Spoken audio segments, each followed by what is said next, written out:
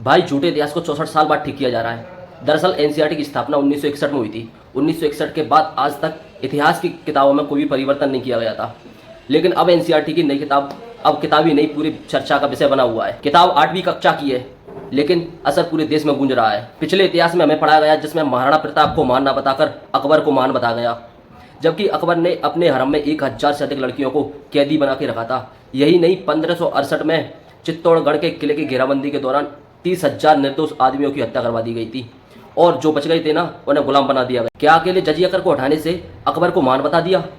जो स्थान महान मराठा वीर छत्रपति शिवाजी को मिलना चाहिए था, वो स्थान क्रूर और आतंकवादी औरंगजेब को दे दिया गया।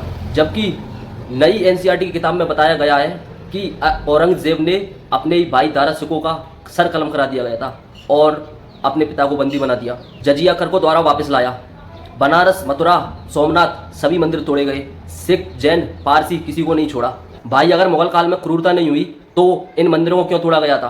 काशी विश्वनाथ मंदिर, अयोध्या का राम मंदिर, मथुरा में श्री कृष्ण जन्मभूमि पर मस्जिद होने का मामला दर्ज, और इन सभी बातों का सबूत हमारे सैकड़ों साल पुरानी किताबों, शिलालेखों और पत्रों पर दर्ज है। पूर्व प्रधानमंत्री इंदिरा गांधी से लेकर मोरारजी देसाई, राजीव गांधी, अटल बिहारी वाजपेयी, यहाँ तक कि मनमोहन सिंह जी की सरकार में यह विवाद रहा कि एनसीईआरटी का पूरा पाठ्यक्रम मुगल शासनकाल और अंग्रेजों की तारीफ से क्यों भरा पड़ा है। साल 2021 में एक रिपोर्ट सामने आई जिसमें पता चला कि एनसीईआरटी की प्रत्येक पुस्तक में मुगल शासक अकबर का जिक्र 97 बार, जबकि औरंगजेब, शाहजहां, जहांगीर का जिक्र 30 बार।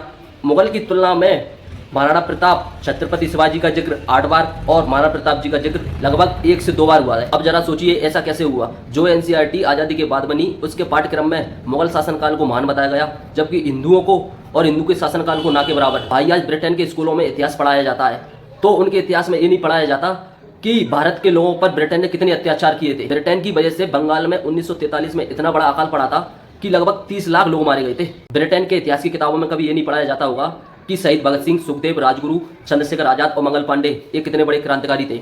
इन लोगों को ब्रिटेन ने अपराधी बताया होगा, लेकिन हमारे देश में अत्याचार करने वाले मुगलों को महान बताया गया है। इसी में एनसीईआरटी ने अब बदलाव किया है।